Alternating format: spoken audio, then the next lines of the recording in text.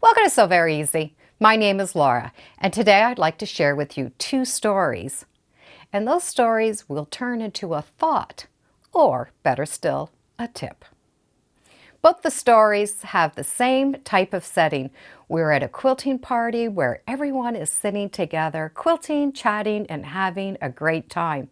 And if you've ever been to a quilting retreat, you know how we start talking and eating and drinking and have a great time. We can have coffee, tea, pop, water, juice. There's always something to eat or something to drink while we're at these retreats. So there are two ladies sitting beside each other. And the one on the left-hand side was sewing away, having a great time. And she was picking up her fabric from the right-hand side and putting it under the machine and sewing. Well, she picked up one long strip, and that long strip decided it was going to dunk itself into the lady's cup of tea sitting beside her. And if you've ever tried to tea stain fabric, you know how well it works. It's a good thing she had extra fabric. The next story, same type of setting, two women sitting beside each other, both of them sewing away, chatting, and having a great time. The woman on the right-hand side picked up a piece of fabric to put that under the machine, and little did she know it was sitting underneath her coffee cup. So she picked up that fabric, it tipped her coffee cup over. That coffee flew into the machine beside her, and there's vents on the sides of machines, and the coffee went into that machine, and because the machine was running, it threw the coffee up into the top of the machine. Well, that was a computerized machine, and let's say the machine did not like the coffee. So that was a very expensive class for that lady. The story turned out well because she was able to get the machine fixed, because the lady sitting beside her didn't have cream or sugar in the coffee. So that story turned out good, but it could have been a terrible turnout. These stories come to my mind whenever I'm looking to buy new travel mugs.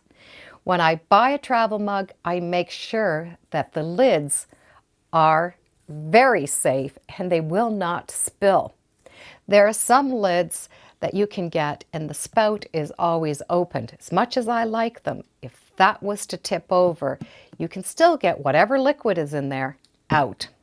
You can get coffee cups that have a little spout that you pull back and forth so it stays open. Something like that works out great as long as you remember to always close that. You can also get them that turn and will leave it open and then close it as you want.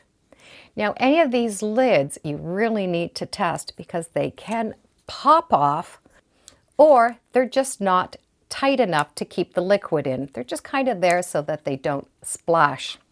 I do have two that I really like. I have a very old Contigo, and this has a screw-on lid, and it has a little push button at the side. So in order for me to get anything out of there, I have to hold that down at the same time in order for me to drink. Once I let go, that seals tight, and I've carried this in my purse and it's been safe. There's also another one that they make, same idea. It has the button that you need to push in order for the liquid to come out, but it also has a lock on top of that, so you really can throw this one in your purse. There are a lot of great travel mugs out there.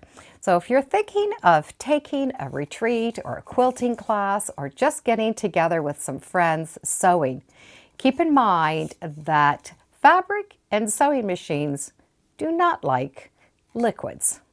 So it's always handy if you bring a really safe travel mug. And I'm sure I'm not the only one who has experienced this in sewing and quilting spaces. If you have a story to share, be sure to leave it in the comments below. It would be great to hear other people's stories. So my travel cup always comes with me in my sewing space. I'd rather be safe than sorry. And besides, they keep my beverages either hot or cold. Thank you for joining me today on So Very Easy. Feel free to subscribe, and as always, come on back. Let's see what we're sewing or talking about next time in the sewing room. Bye for now.